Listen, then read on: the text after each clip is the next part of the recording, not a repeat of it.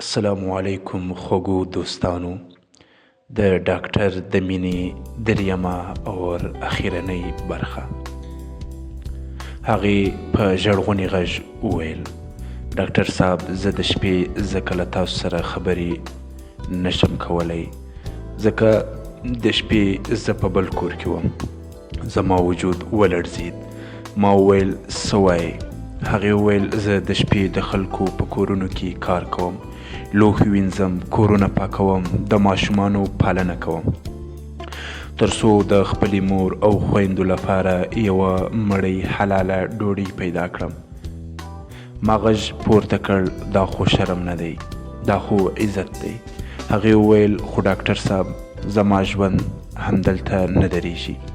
هغې ژوره ساه واخیسته او ویل: کله چې زه ډېره وړه وم، زما د پلار له مرګ وروسته یو خپلوان زما ژوند تباه کړ. زه خاموش وم، لاسونه مې یخ شول. هغې وویل: له همهغې ورځې زه خپله ځان مړ ګڼم. ما له الله پاک سره ژمنه کړې چې که ژوندی پاتې کېږم نو یوازې د نورو لپاره. ما په ژړا وویل: ایمان، دا ستا ګناه نه ده، دا ازمایښت و. هغې وویل: خو ټول لنه دا نه ویني ډاکټر صاحب. خلک یوازې د انجلۍ تیر وخت ته ګوري، نه یې درد ته نه یې اوښکو ته. هغې وویل: زه نه غواړم ستاسو ژوند تباه کړم، نه غواړم ستاسو مور د خلکو خبرې واوري، نه غواړم تاسو زما له وجې شرمېدلي اوسئ. ما وویل: که ټوله دنیا زما خلاف شي، زه بیا هم تا انتخابوم. هغې ورو وویل: ډاکټر صاحب، همدا خبره زما لپاره بس ده. ما له تاسو سره د واده لپاره نه، بلکې د انسانیت لپاره خبرې کولې. بیا یې وویل: زه پوهېدم چې یوه ورځ به تاسو ته حقیقت وایم، او همدا ورځ زموږ د اړیکې وروستۍ ورځ ده. ما چیغه کړه: نه ایمان، زه به سبا ستاسو کور ته راشم. هغې وویل: مه راځه، زه نن شپه له دې دنیا ځم.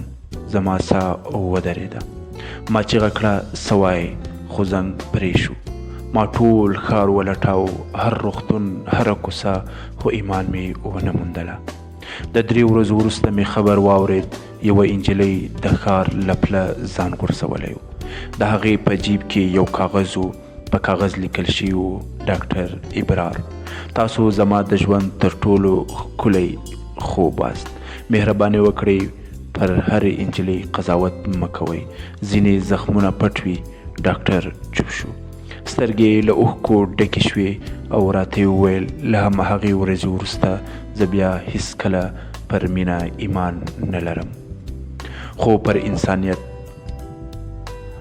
انسانیت لا هم ایمان لرم. که ته وغواړې نو خوږو اورېدونکو، که دې کیسې مو زړه لړزولی وي نو زما یوټیوب چینل سبسکرایب کړئ، تر څو هره ورځ داسې عبرتناکې او خوږې کیسې واورئ. الله مو مل شه. د خدای په امان.